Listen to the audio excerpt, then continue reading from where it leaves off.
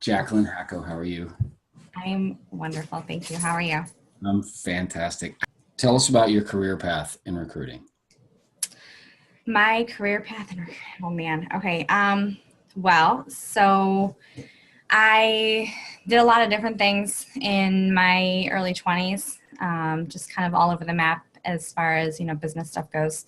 Um, I came back to Ohio and my child just got into my lipstick.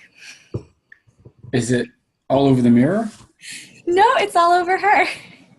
She did her job. I got my hands dirty. You did your job.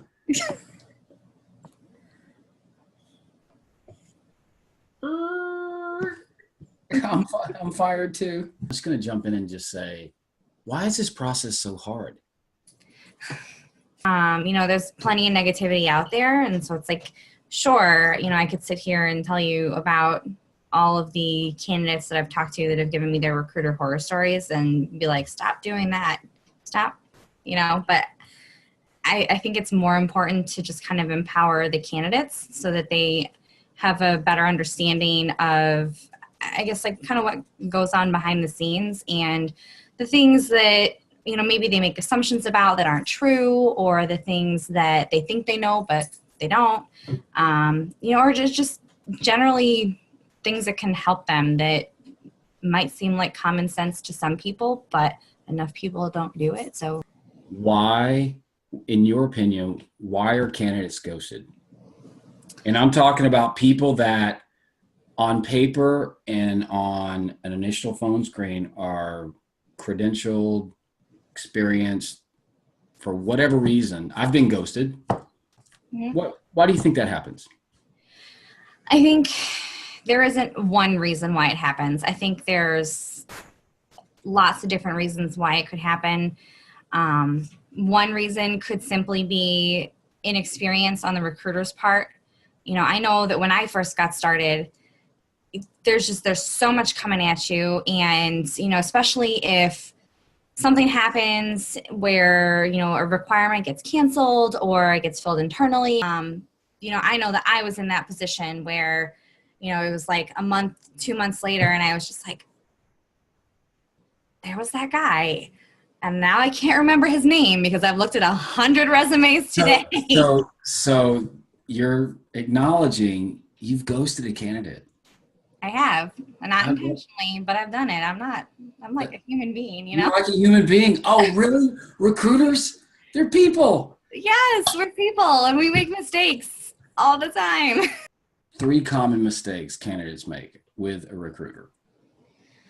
Not being honest, especially for a local recruiter.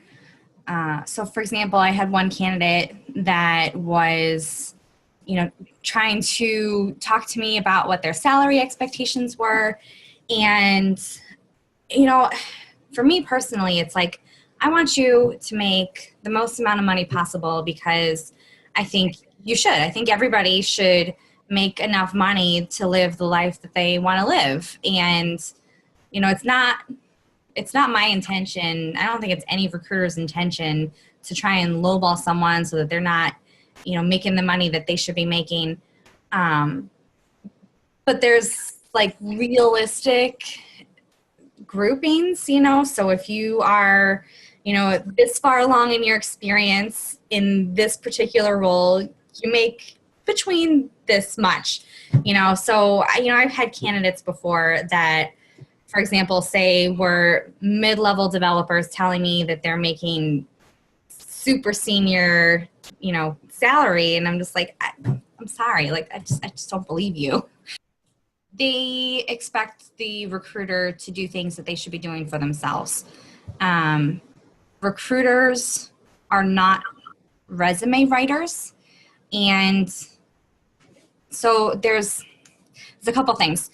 A recruiter's going to tweak your resume for the most part. A lot of companies, they don't want the stuff on top with your contact information.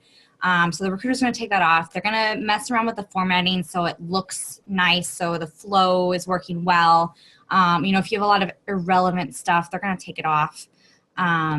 If you have some things that could be worded better, or some things, if you kind of like rearrange the flow, it's just going to highlight your experience faster, so that the hiring manager isn't going to not see what they're looking for and keep going.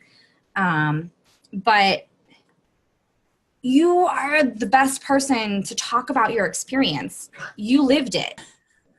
Do you want to go wash your face? Why? I did. Why?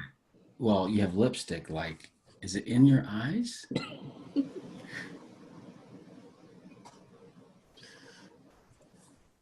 Jacklyn Hacko, thanks for your time.